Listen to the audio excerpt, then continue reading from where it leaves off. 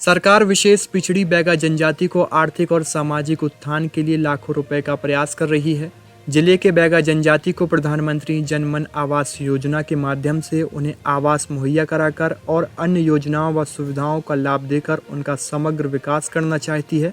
इसके लिए जिले के अधिकारी भी लगातार प्रयास कर रहे हैं, लेकिन सरकार के सपनों पर ग्राम पंचायत के नुमाइंदे ही पानी फेर रहे हैं।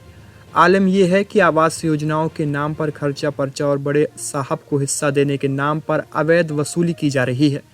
यह आरोप स्वयं हितग्राहियों ने सचिव के सामने ही लगाए। मामला उमरिया जिले के जनपद पंचायत मानपुर अंतर्गत ग्राम पंचायत रक्सा का है, जहां की सचिव चित्रा गुप्ता पर गांव के ही प्रधानमंत्री जनमन योजना के हितग्राहियों ने आरोप लगाए हैं। हितग्राहियों में पुष्पेंद्र बैगा, रोशनी बैगा, पंच चौधर सिंह सहित कई हितग्राहियों ने सचिव के सामने ही आरोप लगाते हुए कहा कि सरकार तो उन्हें जनमन योजना के तहत आवास दे रही है, लेकिन सचिव द्वारा कभी बड़े साहब को भी हिस्सा देने तो कभी जल्द पैसा दिलाने की बातें करती हैं। खर्चा पर्चा के नाम पर अवैध वसूली की जा रही है। हितग्राहियों ने आरोप लगाया है कि जनमन योजना के हितग्राहियों में किसी से 1000 तो किसी से 2000 तो किसी से 500 रुपए की आए दिन सचिव चित्रगुप्ता के द्वारा अनैतिक दबाव बनाकर वसूली की जा रही है। मांग की गई है, किसी से 1000, किसी से 500, कोई 2000, किसी से 3000, सब तरह की मांग हुई है। कोई दिया है और कोई दिया भी नहीं।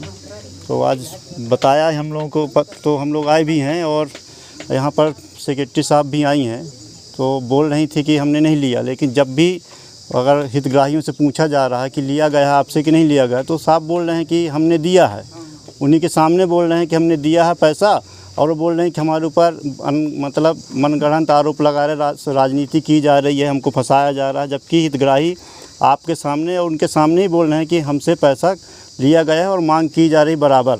हम चाहते हैं जो गलत कर रहा है, एक तो सरकार इतनी बड़ी महत्वाकांक्षी योजना चला रही है गरीबों को आवास देने के लिए, ऐसे कर्मचारियों जो बोलते हैं सरकार इनको तनख्वाह देती है, बोलते हैं कि हमको तेल का खर्चा चाहिए, तो ये लोग तनख्वाह क्यों लेते हैं? फिर तेल का पैसा ही लें सरकार। इनको ऐसे लोगों को तो नौकरी से हटा देना चाहिए।